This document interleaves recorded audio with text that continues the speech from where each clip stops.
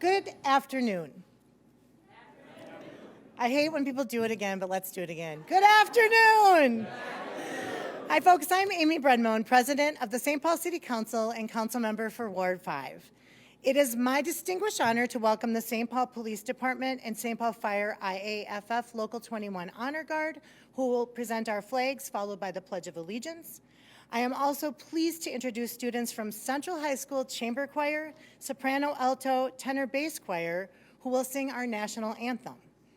Their musical selection has been arranged by Central High School student Felix Duckwall, and it is performed under the direction of my son Hawkins' beloved mentor and superstar choir director Alex Ferderer.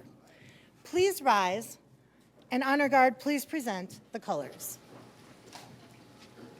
Honor Guard, attention, go!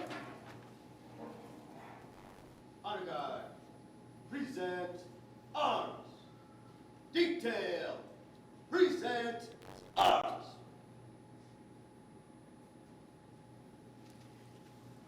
I pledge allegiance to the flag of the United States of America and to the republic for which it stands, one nation, under God, indivisible, with liberty and justice for all.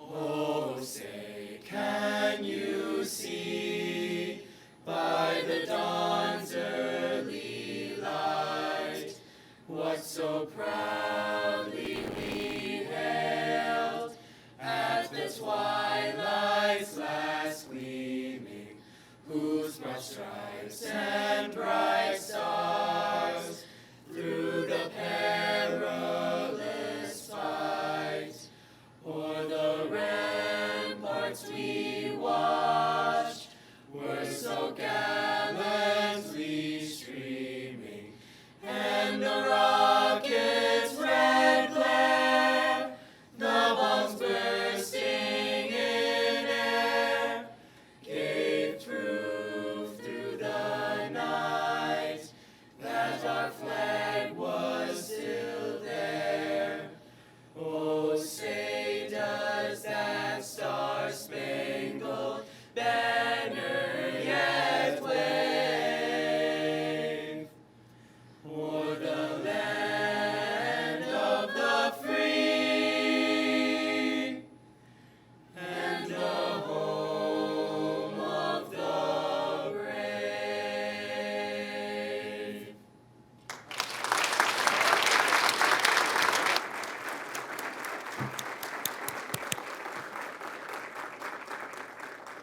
All right, let's. Honor Guard, order, arms.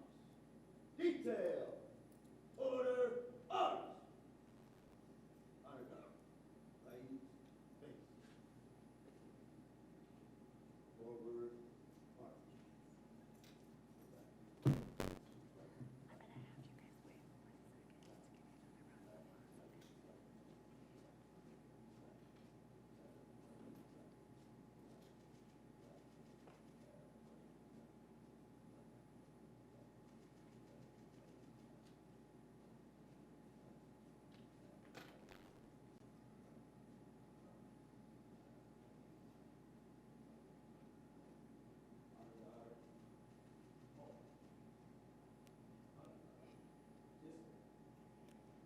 These St. Paul Public School students need to return to school, but before they go, let's give them another very warm welcome.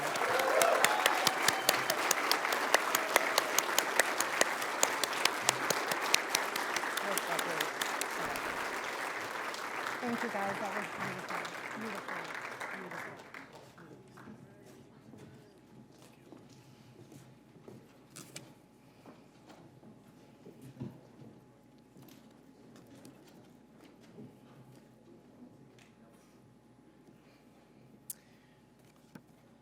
Well, that was a surprise.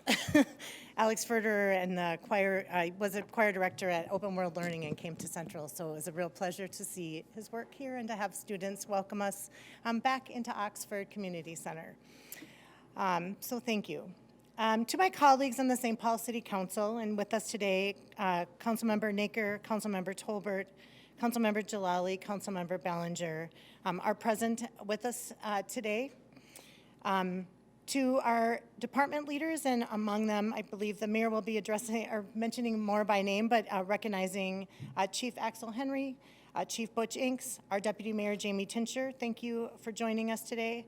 To our incredible city employees, to our residents, workers, and business owners from neighborhoods across St. Paul, and to those tuning in online, I'm glad you're here today and delighted to welcome you to the Mayor's 2023 State of the City Address. You may have heard by now that I'm not seeking re-election. So, as this is my last State of the City as Council President, I'm going to ask that you indulge me while I take a minute to give you a quick State of Ward 5 remark. In a word, Ward 5 is doing great. In recent legislative redistricting, we added Como, Zoo, and Conservatory to the western boundary and extended Ward 5 east all the way to Lake Phalen, so that's really cool. Right now, our collaborative partnership at the Rice-Larpenteur Alliance under the leadership of Kim O'Brien and the St. Paul Area Chamber of Commerce is a national model on how we work across municipal boundaries to deliver equitable and forward-thinking services to diverse and historically underserved communities. We're really proud of our work here, and I encourage you to check it out, the Rice-Larpenteur Alliance. The long-awaited North End Community Center, championed by Team Ward 5 and my former legislative aide and planning commissioner, Hwa Jung Kim, and Representative Hollins, is really and truly finally under construction. Woo!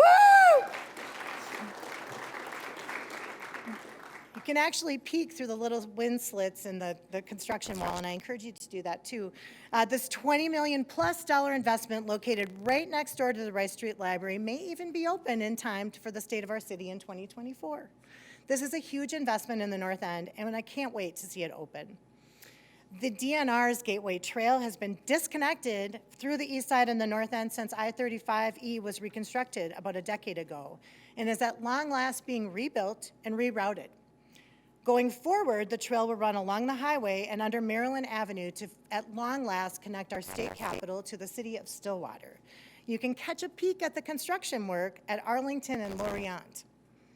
In Como Park just last month, my current Ward 5 policy aide, Jessica Larson-Johnston, and I asked a great team of architects to contemplate ideas for what a small, medium, or major interior renovation could do to change the functionality of the Como Lakeside Pavilion. We will bring their ideas to the community to consider and build upon in the coming months. This well-loved location will be better served by a reimagined, community-focused facility. All this awesome Ward 5 progress is attributable to very intentional community engagement, authentic investment by city department leadership and staff, and in strong partnership with my dear colleague, Mayor Melvin Carter. For all this and more, I am grateful. To be fair, last year has been healing, rebuilding, and growth in all of our beloved neighborhoods and communities. I know all my colleagues would have a similar state of their wards as well. So to be clear, I'm sincerely proud of all the progress we've made and the investments we've made in an intentional and equitable way across all of St. Paul. So thank you again for being with us today. I am now honored to introduce my friend, my collaborator, and my partner in service, Mayor Melvin Carter, to deliver the rest of the State of our City address.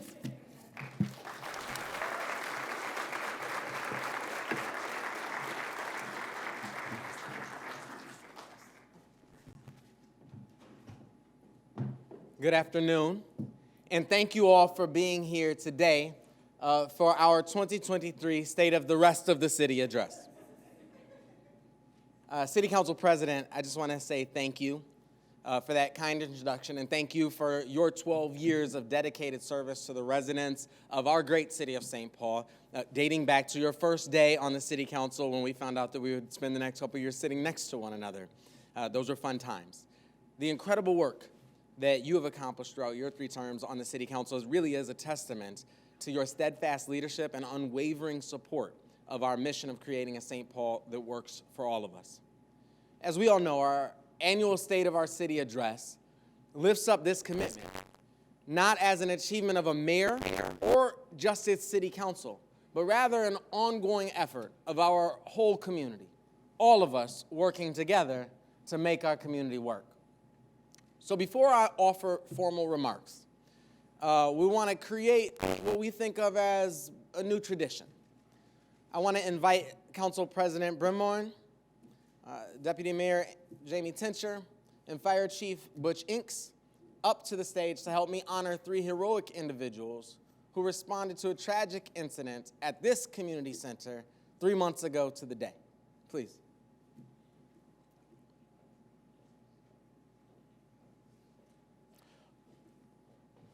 Along with our Deputy Mayor, our City Council President, and our Fire Chief, please join us in welcoming David Albornoz, Ari Gallagher, and Johnny Allen Jr. to the stage.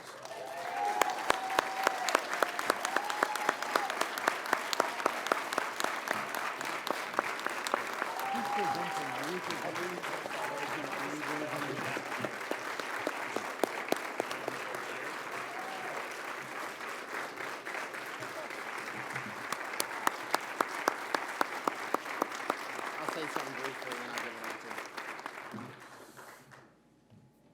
In the aftermath of a horrific shooting, they left a young man in our community fighting for his life.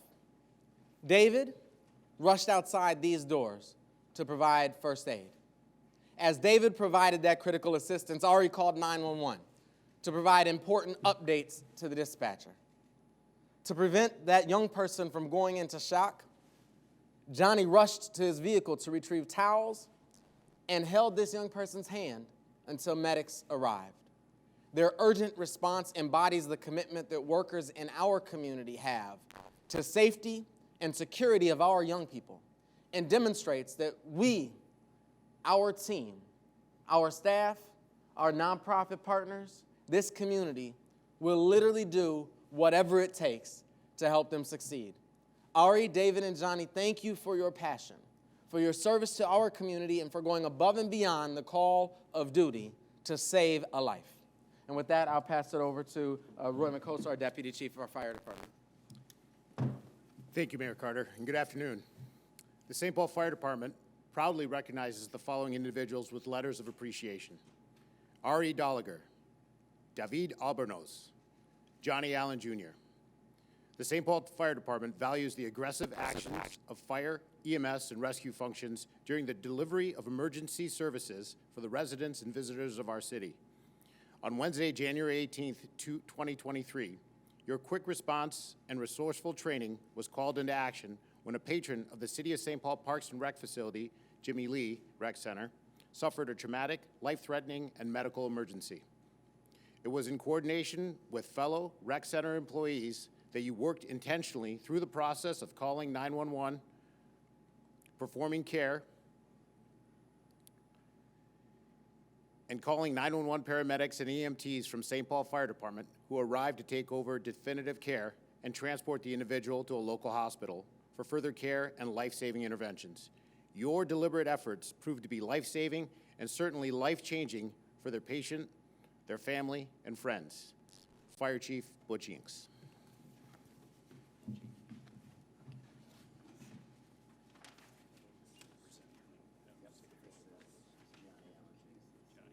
Johnny?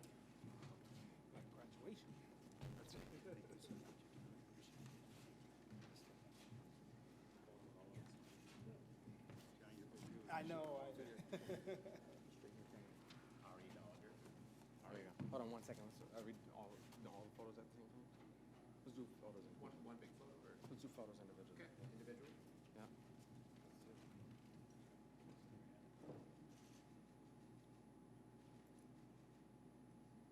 Everyone's so quiet. That's right.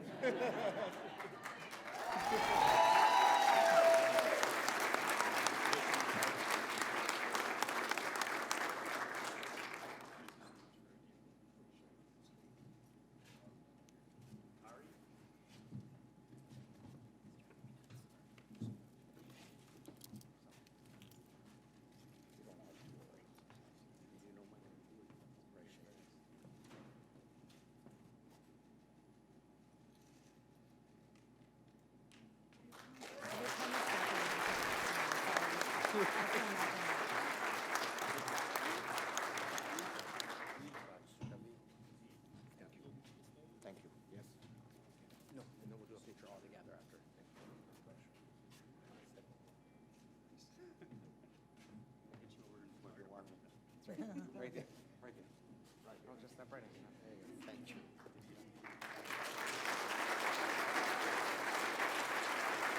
And let's do one all together. One all together.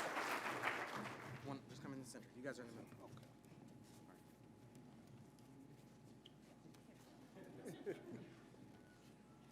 We don't want to have to do CPR again. No CPR.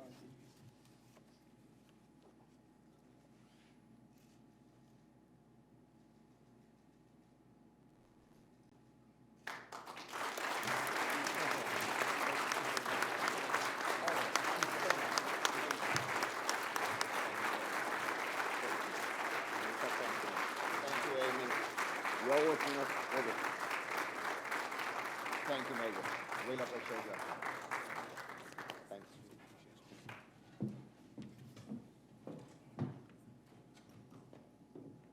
Of course, for none of them was that their first day serving this community. I look at each of them, from David teaching my own daughter to be a lifeguard in this space, to Ari's days running our mobile climbing wall, to me and Johnny Man's days on this football field playing together when we were children.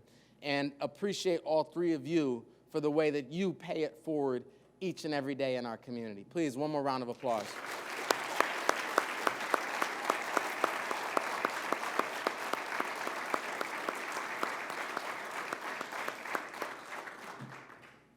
Council President Brenmoen, members of the City Council, Deputy Mayor Jamie Tencher, First Lady Dr. Sakina Futrell Carter.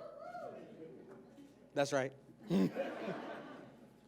All of the members of our staff and administration who are gathered here today, City of St. Paul staff, and family, friends, business leaders, and community members who are here.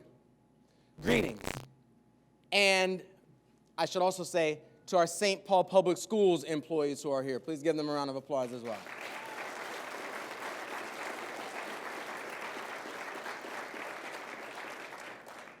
Greetings, and thank you for joining us here today, and those of you who are joining online, and welcome to our 2023 State of Our City Address. This year, this address comes at a time of enormous growth and opportunity for our city. Our downtown business district is steadily rebounding as more and more people return to the office. Visitors are coming back to our entertainment venues, attractions, and restaurants, which have reopened their doors to full capacity. We are breaking ground on untapped potential in the form of new and exciting commercial and residential development across our city. Our Minnesota Wild are up 1-0 in the playoffs. Blessings to anyone who dragged themselves out of bed after watching that whole game last night. But our Minnesota Wild are in the playoff with another exciting season, and our St. Paul Saints are back in action for another summer of fun. And our population is growing. You know, just a couple of weeks ago, I was here with a group of young people having the conversation about what a city is. And we talked about the possibility that a city is a collection of buildings. And we decided that it wasn't. We talked about the possibility that a city is a collection of streets and infrastructure. And we decided that wasn't enough either. A city in its purest form is simply a group of people. It's a family. It's a community who works together to be greater than the sum of our parts. It's when that group comes together, when we use our collective voices to drive change, that is when we get to see true democracy in action. As a city government, everything we do is from what we call our enterprise approach. That's striving to work together in such a way that the whole is greater than the sum of its parts. That we're not just a collection of a bunch of departments. We're one city that works together to accomplish great things on behalf of our employees, our residents, our children, and our families. We collaborate in innovative ways to expedite results and efficiently deliver meaningful solutions to residents and add value by extending this enterprise mentality to our partnerships with our county, our schools, our Chamber of Commerce, and our business leaders. It was because of this enterprise approach that we were able to effectively prepare for all of the historic snowfall that we received this winter, including the back-to-back snow emergency we experienced in February. Our public safety leaders, public works crews, and department directors, along with our partners at St. Paul Public Schools and across the river in Minneapolis, wasted no time in coming together to ensure that we were ready for what was one of the largest snow events in state history.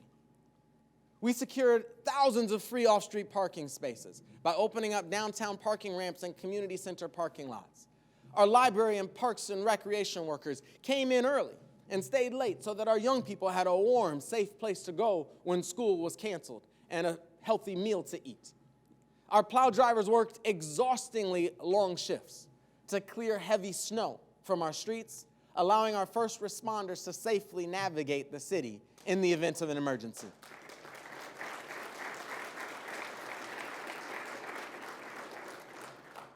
That type of teamwork is what I'm talking about. It's not possible if we're just a bunch of city departments. It is possible if we are one city working together. Let me tell you, every day, I get to see how our public employees find creative ways to improve the lives of our residents and keep our city functioning. But even with the incredible efforts of our public workers, we must respond to 21st century demands with 21st century solutions. If we are to realize a truly sustainable St. Paul that can meet the demands of our growing city, we must address decades of disinvestment in our infrastructure and our most valuable assets. Driving around our city, I'm sure on your way here today, it's no secret that our streets are breaking down. Decades of deferred action by city and state leaders has resulted in extraordinary disrepair. And we know, if we don't know it every other day, we know when we experience those historic snowfalls that reliable, clear streets are a core public service of our city. We know that all of the ambitions that we hold for housing, for our economy, for education, and jobs and employment, all of those things depend first on people being able to get there. And the economic viability, not just of St. Paul, but of Minnesota and the Twin Cities, depends on whether people can safely and efficiently navigate our roads. In St. Paul, we have approximately 1,900 lane miles of city-owned arterial streets. And those streets serve as a vital connection to the regional, state, and federal highway system. Every day, thousands of people rely on our roadways to get them to and from work and school, to our parks, to doctor's appointments and the post office, to places of worship and the grocery store. Our roads are the lifeline that keeps our city moving forward. As we plan for the future, our infrastructure and our parks are going to be key in keeping St. Paul thriving, relevant, and competitive. And we are poised to take full advantage of that opportunity. That's why our local sales tax proposal stands to generate $1 billion toward our streets and our parks. That's why this proposal is so vital. The lifespan of a newly constructed street is 60 years. And yet, when we came into office 5 years ago, we inherited those streets on a 124-year replacement cycle. Our first year in office, we doubled our budget to resurface city streets. That was 5 years ago, and you sort of can't tell. To put that into context, the last time Summit Avenue was reconstructed, William Taft was in the White House. That wasn't recently. And there were horses on the street. In the 12 months of 2022, St. Paul residents and commuters filed 85 claims for pothole damage to their vehicles. In the first 2 months of 2023 alone, that number soared to 250. The median claim for those repairs is $800, which is far more than a vast majority of contributors would pay in a year as a result of a 1-cent sales tax. The other thing we have to know is that $800 in and of itself is a tax. That $800 in and of itself determines whether families can afford to go to work tomorrow, whether families can afford to get to school tomorrow, whether families can afford to visit a sick relative tomorrow. These standards, those statistics I just shared with you, are unsustainable. It's abundantly clear that we have not historically made the kind of investment that our roads require. To be clear, these resources that we're requesting, that we're seeking, will supplement and not be used to supplant our current street maintenance budget. But we have work to do to reinvest, to rebuild, to reconstruct city streets for our future.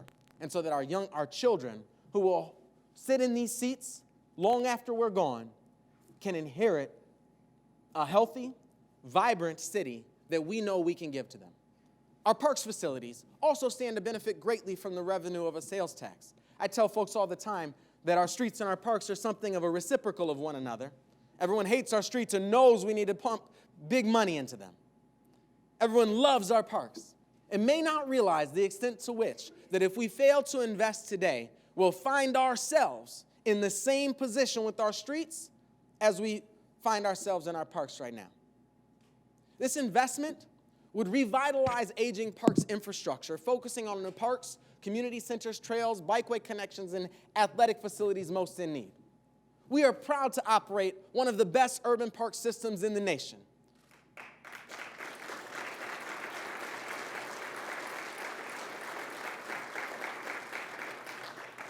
Just last year, our St. Paul Parks facilities were ranked by a national ranking organization as the second best in the whole country.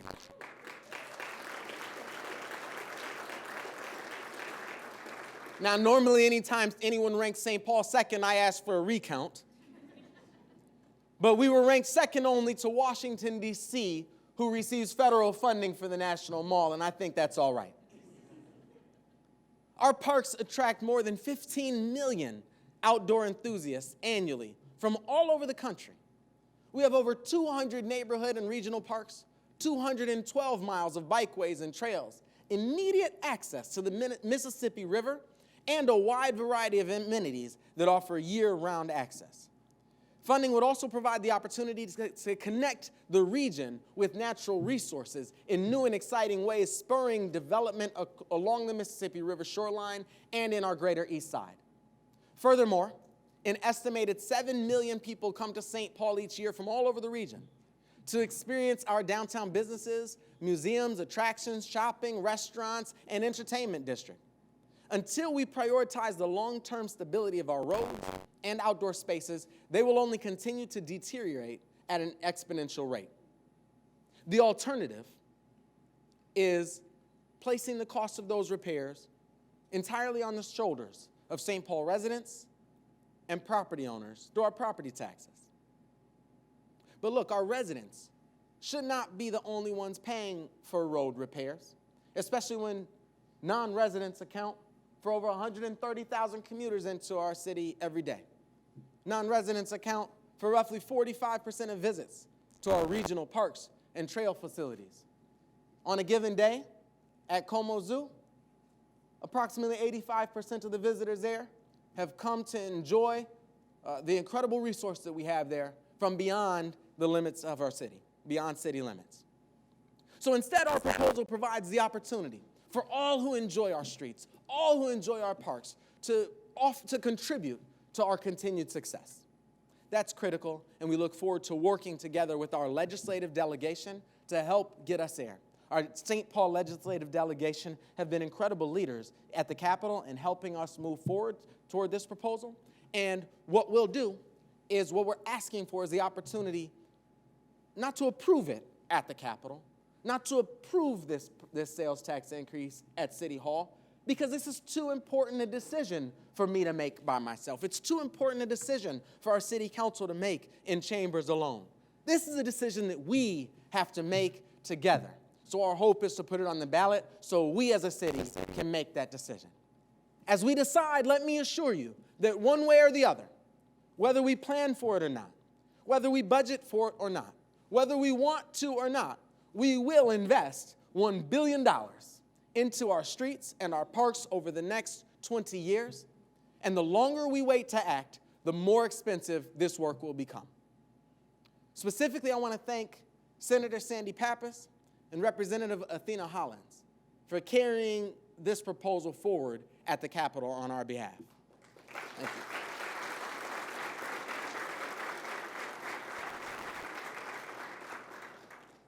As our city grows, our work to build a future-forward St. Paul must center around sustainability, which is the cornerstone of our newest commercial and residential development at Highland Bridge. What was once the vacant former site of a Ford assembly plant is the future home of 122 acres of mixed-use commercial and residential development and lush park spaces. This vision was brought to life through the tireless work of Councilmember Chris Tolbert, who ushered us through the most critical phases of getting this 21st century project off the ground.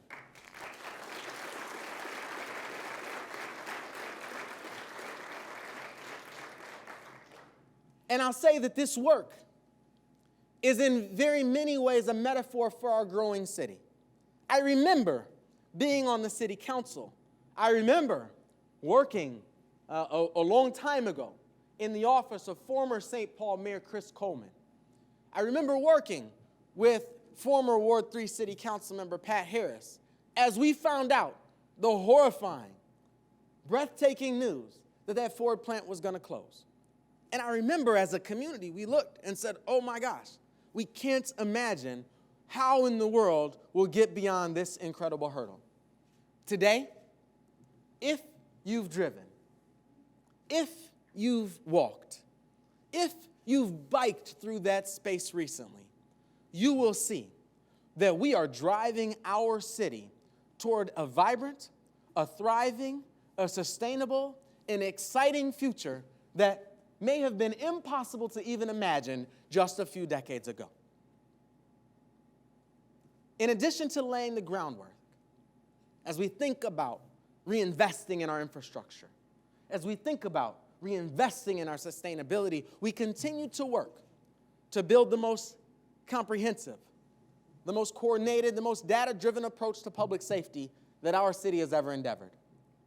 For decades, we've known all too well that our first responders alone can't address all of the challenges that we face. Let me tell you this. It may sound cliche to say, because people say it a lot, but that makes it no less true. Our St. Paul police officers, our St. Paul firefighters, our St. Paul paramedics and EMTs run toward danger while everyone else runs away. They run in when we need them most, providing critical, life-saving support. The loss this weekend of Pope County Sheriff Deputy Joshua Owens, who was shot and killed in the line of duty, is a tragic and painful instance that demonstrates just how dangerous these situations can be that we call on our officers to run into. Just how close they are to danger, just how close they are to tragedy every time. That's why our community-first approach has to engage not only our officers, firefighters, and paramedics, but an array of community-first partners to address the broad continuum of situations that lead to these types of tragedies and other public safety challenges in our community. No one is better. No one is better at responding to emergencies than our St. Paul first responders.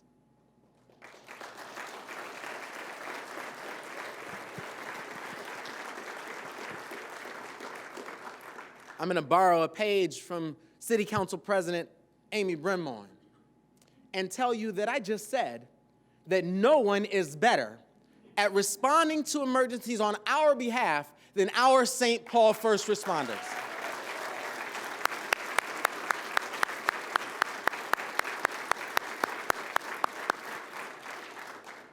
But saying thank you is not enough. Thanking them for their service when we see them in uniform is not enough.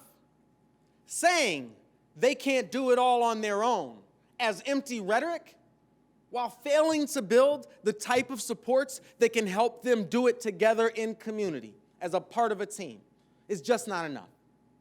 That's why we have to do this big work that we've committed ourselves to as a community. Last year, we lowered the average EMS response time by 1 full minute. As an aside, I share with people sometimes that a minute sounds like a short amount of time to everyone not experiencing a cardiac arrest right now. But a minute, a minute of shortened response time is life-saving. In terms of crisis, every second we can save is precious. We've been fortunate to have been able to hire and train 65 new firefighters, bringing the department back to its authorized strength. And this year, we will leverage grant funding to send 18 firefighters to paramedic school, purchase new PPE, conduct safety and survival training, and provide enhanced health screenings to firefighters in an effort to help prevent or detect early onset of cancer, cardiac events, and behavioral health issues.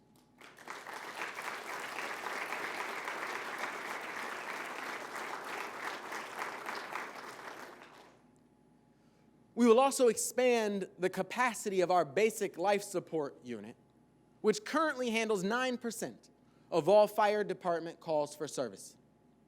This critical expansion will allow our firefighters and paramedics to maintain a posture of readiness to respond to our most acute emergencies, while ensuring that we have hands on deck to help us out whenever we need help. Today, with historic investments we've made in our fire response, our St. Paul Fire Department is stronger than ever. When it comes to ensuring that perpetrators of violence are held accountable, our St. Paul Police Department is second to none. The men and women who wear our badge and uniform continue to fulfill our mission to deliver trusted service with respect under the leadership of our still new police chief, Axel Henry.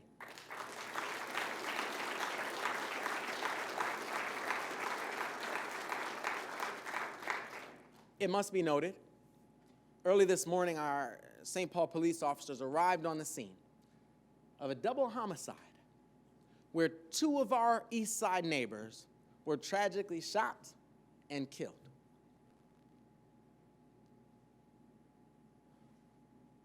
All of the senseless violence that we've seen in St. Paul, not just this year, not just last year, not just since the onset of the pandemic,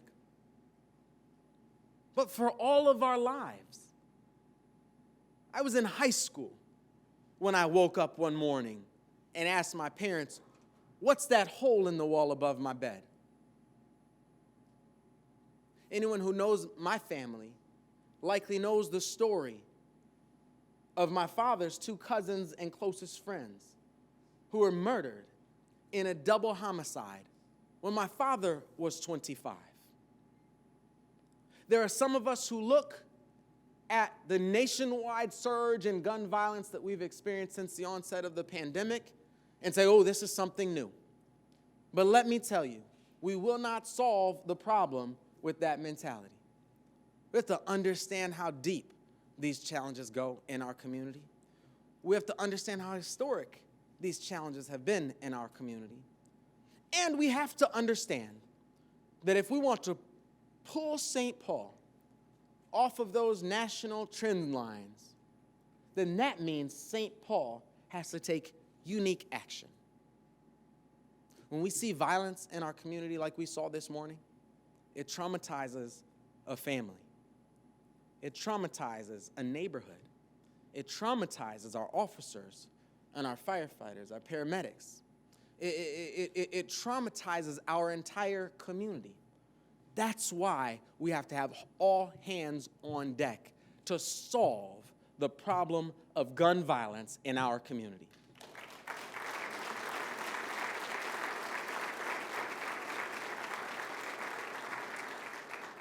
We work hard every day to demonstrate two things about St. Paul.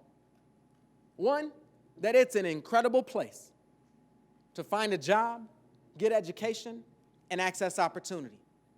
And two, that this is not the place to fire a gun.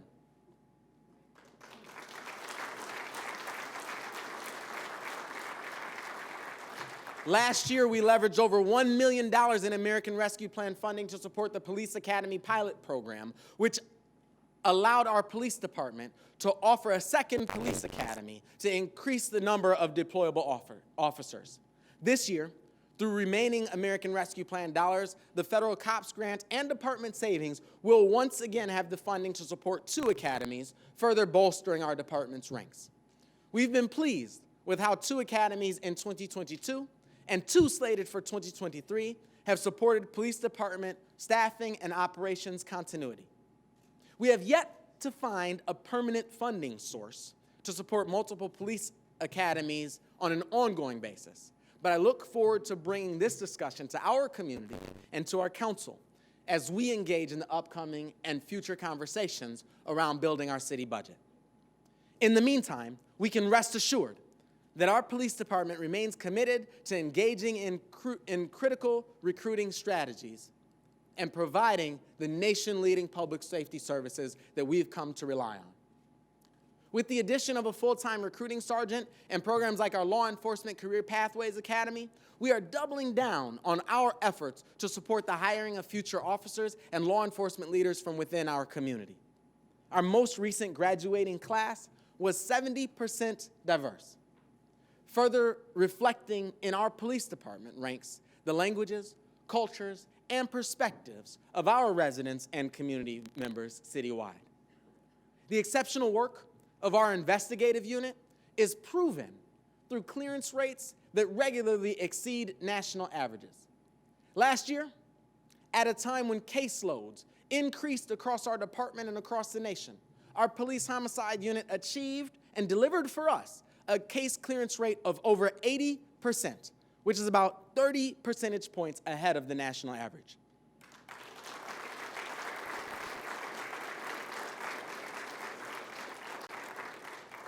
To be clear, this is only possible because of the partnership that exists between our officers and our community members.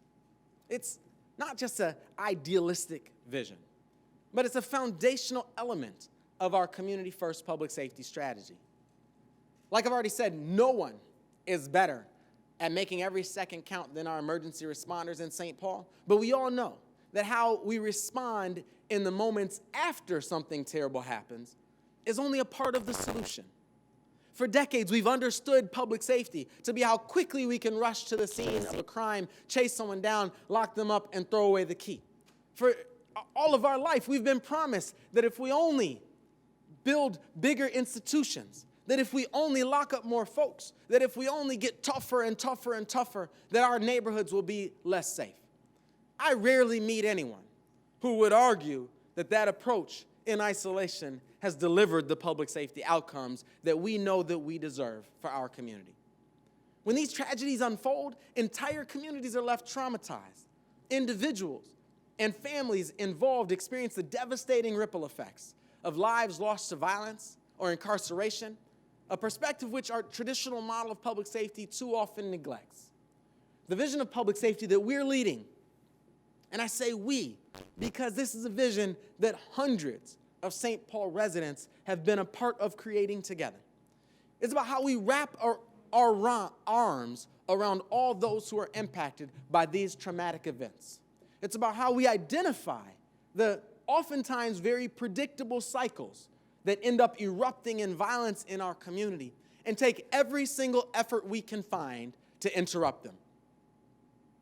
It's about using data-driven methods to identify and support those who are most likely to commit and fall victim to a crime and interrupt those cycles.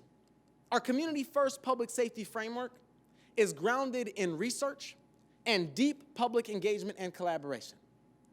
This is more than just about investing in public safety resources and personnel. It's also about building capacity and implementing a holistic approach, a humanizing approach to helping our community be stable and secure. It's about the proactive actions that a community can take to prevent and reduce the number of times we find ourselves having to call 911 in the first place. Over the past several years, thousands of our residents have leaned in to inform our Community First Public Safety Framework. Last year, as we established St. Paul's new Office of Neighborhood Safety, we welcomed Director Brooke Blakey to our team. Where are you, Brooke? There you are.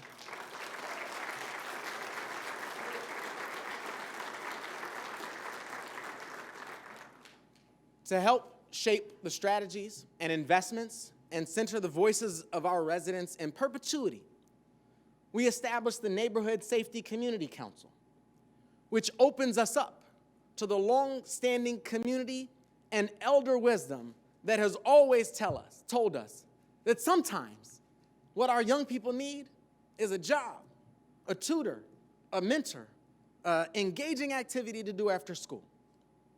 And let me tell you, just as Johnny Allen Jr. and I learned growing up in these spaces, in our recreation center spaces, when our young people feel supported, then our neighborhoods can be more secure. When we prioritize the safety, the security, the stability, and well-being of our neighbors, then we can see less violence, fewer guns on the street, and better outcomes for our next generation. But access to that wisdom is not a solution alone. Along with Chief Henry, Chief Inks, and City Attorney Lindsay Olson, and their incredible teams, our Office of Neighborhood Safety efforts have reshaped not only the ways our public safety system supports our community, but it's also reshaping the way we work together across our entities, our enterprise. In collaboration with our St. Paul Police Department and Community First partners, the Office of Neighborhood Safety launched Project Peace, a methodical, individualized gun violence intervention initiative that connects victims of gun violence with evidence-based resources, community-led programming, and wraparound supports. As a part of Project Peace, our St. Paul officers created the Aspire unit, within which dedicated officers engage in focused outreach and engagement activities with members of our community who are at risk for being involved in gun violence. Project Peace and Aspire leverages the resources and knowledge of our optimal response teams and community partners and directs it towards supporting one person at a time. And we're already seeing how these programs are working to improve outcomes. Over 130 referrals to Project Peace have come from the Aspire unit. These requests come to our officers from those concerned for our youth, including parents, family members, community members, and victims of gun violence. That's over 130 who've been connected to new, safer housing, city or county support resources, and community-based organizations. This work has also led to nearly 120 gun seizures. And as of February 2023, gunshot wound victims have decreased by half and are on pace for a 43% decrease for the entire year compared to 2022.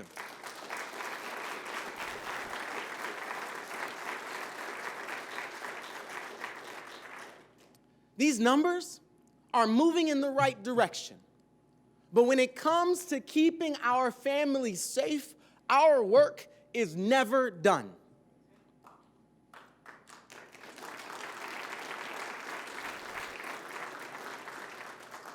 In my last State of Our City address, I asked the City Council to take up an ordinance that would help prevent unsecured guns from falling into the wrong hands. Tomorrow, the City Council will review a proposed amendment to a legislative code that, if adopted, will require firearms to be safely stored and secured and away from ammunition to reduce incidents of harm caused by unlawful discharge of unsecured firearms.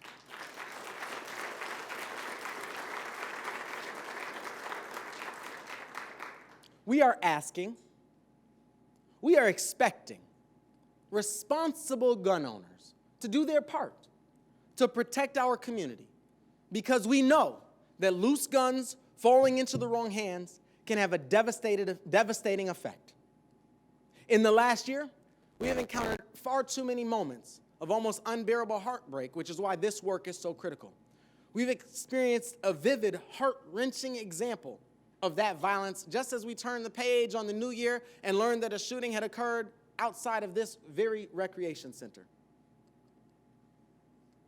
Never in our city's history has something like that happened.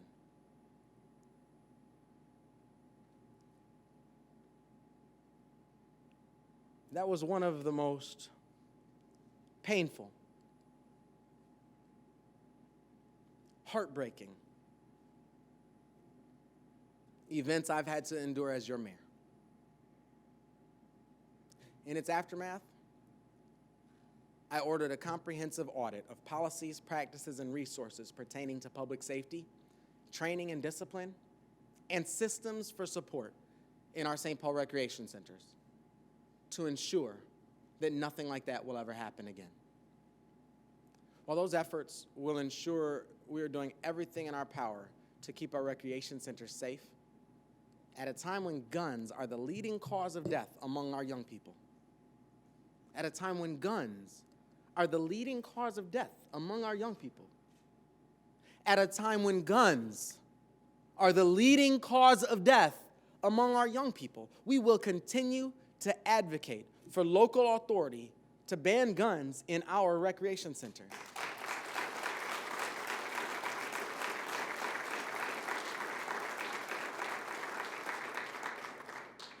I look forward to the conversation about our safe storage ordinance. I look forward to the conversation about how responsible gun ownership starts with ensuring that firearms can't get into the wrong hands. And I have to say thank you to our city council member, Rebecca Naker, who's taken this mantle to help draft this ordinance, to help engage community members through Moms Demand Action, and brought us to the place where we can bring an ordinance into the chambers for our first reading. Thank you very much.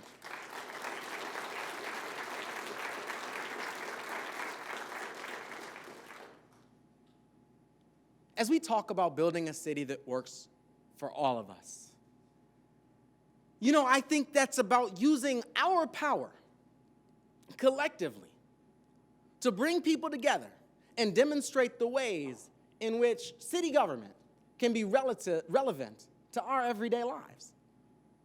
As communities across our nation continue to rebuild from the generational impacts of the pandemic, the Biden administration's steadfast leadership and tireless advocacy of Senators Klobuchar and Smith has brought new opportunities for how our federal government can support us at home. From the enormous impacts of the American Rescue Plan and the White House initiative to curb gun violence, we've been able to bring millions of dollars to St. Paul to help move forward our vision of building a city that works for all of us. These dollars are a critical revenue source that has ensured the continuity of government through the crises we've endured and makes us major investments into the long-term stability of our infrastructure. With a trifecta in our state legislature, we are no longer stymied by those who seek to block common sense legislation that would improve the lives of Minnesotans.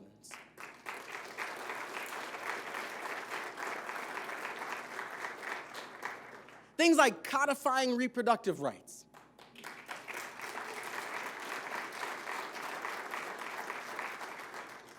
feeding children in our public schools, investing in our public education and public infrastructure, supporting clean energy, expanding voting rights, and thanks to the leadership of our St. Paul delegation, making driver's licenses available for all in our state.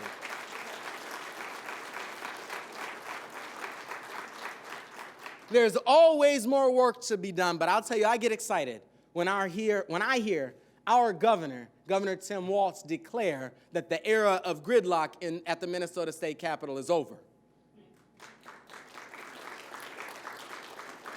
As we do our part in St. Paul to reimagine the ways that we can support people, to reimagine the ways that we can lift people up, to reimagine the ways our policies and resources that come from City Hall can be relevant in people's lives, we also launched this year the Inheritance Fund, providing up to $110,000 in down payment assistance, fully forgivable down payment assistance to descendants of Old Rondo to begin restoring the community wealth that was stripped away by the construction of I-94.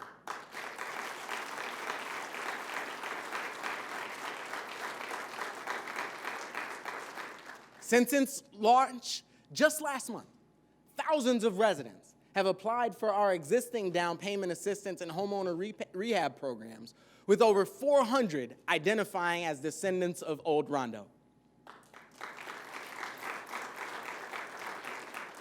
When we see this kind of interest and excitement in a city program, it tells us that we've succeeded in identifying and providing a resource that is relevant to the lives of our residents.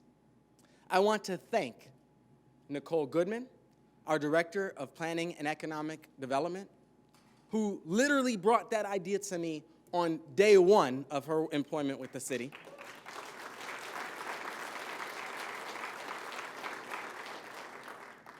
I have to thank Tara Beard, our Director of Housing, and the entire PED staff, who spent months crafting and recently launching this groundbreaking program, as well as someone who's been a lifelong friend and mentor of mine, Councilmember Ballinger, who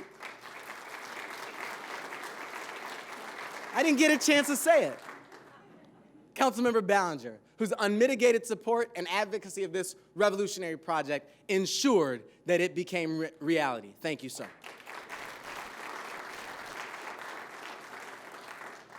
We've moved swiftly from floating an idea, getting city council approval, and building an application for people to access. Now our focus is on moving the dollars out of the door and into the hands of our residents as quickly as possible. The Inheritance Fund isn't the first program to challenge the notions of what a city government can do for its residents, as we're now in year 3 of investing directly in low-income families through College Bound St. Paul and our Guaranteed Income pilot programs. What we're seeing is that the direct investments we can make in low-income families does make a difference, and not just for those receiving the benefit. We engaged independent third-party economists and researchers who tell us, through extensive analysis, that for every dollar we spend in our St. Paul College Bound St. Paul program, we can expect $9 in benefits associated with increased income, improved health, additional tax revenues, and savings to the judicial and economic and education systems. A 9-to-1 return on our investment in our young people. And it's not a big surprise, because we all say it. We believe in our young people. We all say it. We know that every single one of the young people who stood here and sang the national anthem for us could be our next mayor, could be our next teacher, could be our next police chief, could be our next president. And if we believe in something, the only human response is to invest in it. Initial research from our Guaranteed Income program shows that those earning the $500 monthly benefit spend it how any of us would, on basic necessities like food, household goods, and transportation. And soon, we'll see some of their stories play out on the big screen. In 2021, several St. Paul families were selected to participate in It's Basic, a documentary following the lives of those enrolled in guaranteed income programs across the country, which will premiere, we just found out today, at the Tribeca Film Festival this June, before a screening in St. Paul later this year. We've always pushed the envelope on creative ways to care for our community, and none of it would have been possible without our City Council's partnership, led by City Council President Amy Bremmoen. Council President Bremmoen, during your tenure, you have been a true advocate for our residents and further strengthened the City Council as a governing body. As we heard during your State of the Ward 5 address, you have been an invaluable partner and leader for our city, and your leadership has been instrumental in fostering a collaborative environment that has resulted in more effective decision-making and greater transparency. Thank you for your leadership.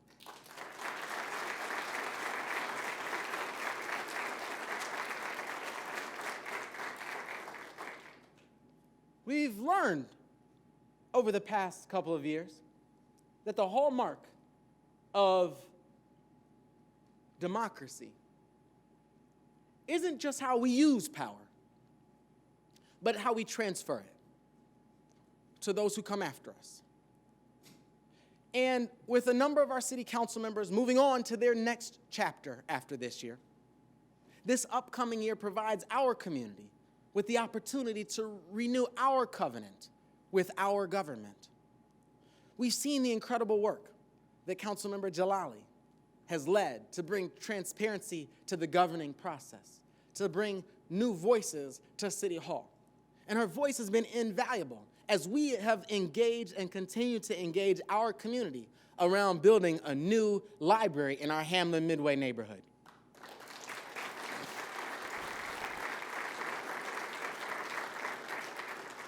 Councilmembers Yang and Naker have been fierce advocates for affordable housing, public safety, and our unapologetic equity agenda. And Councilmember Prince has been a voice for historic preservation.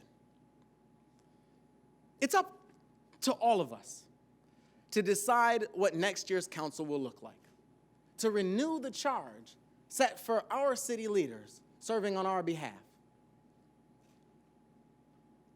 We decided from the very beginning, when we stood up a community hiring process for my cabinet, that this administration would do things differently. With every big decision we've made, we've asked you to make it with us. Raising the minimum wage, building out our community-first public safety framework, and hiring a new police chief are things that could not have been accomplished without beyond closed doors.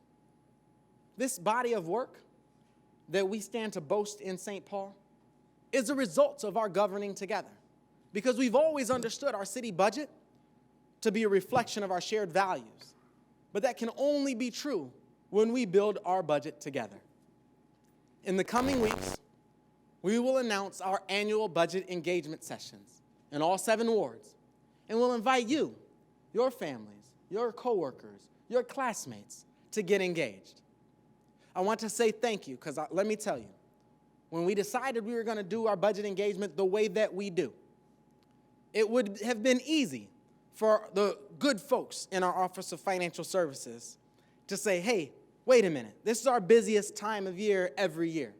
We can't take that on right now. But I have to tell you that I am pleased and very appreciative for the work of our Office of Financial Services, leading us in fiscal responsibility for our community, leading us to our city's highest credit rating ever, leading us over the past several years to be able to invest and add millions of dollars into our city's emergency reserves. That work is led by Office of Financial Services Director John McCarthy.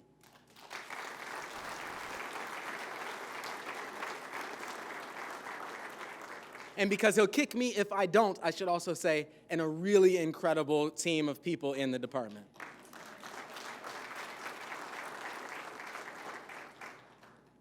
I grew up in an incredible, amazing, and fantastic city. But you know what? That city I grew up in is a lot different from the St. Paul I live in today. And therein lies the fundamental challenge we're presented with whenever we talk about what it means to build a city for the future. Just like that story I shared with you of our Ford plant, some of us are moved by a sense of nostalgia and want to figure out how to get St. Paul back to what it was like when we grew up, back to what it was like in the 80s, back to what it was like in the 90s, back to what it was like some time ago. I wholeheartedly believe, and this is why I get up and do the work that I do. This is why I'm excited and humbled to serve as your mayor, that our biggest and brightest days for St. Paul are in front of us.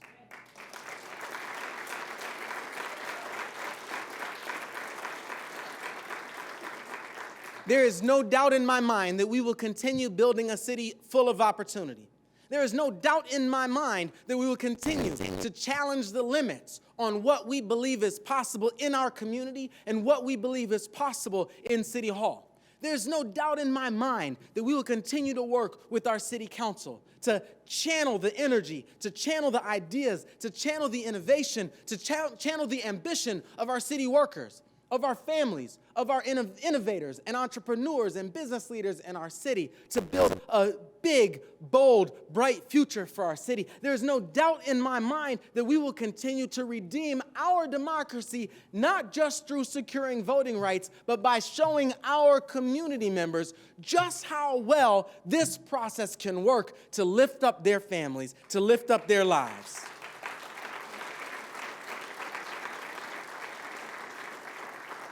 There is no doubt in my mind that all of us working together truly can build a city that works for all of us. Thank you for your part in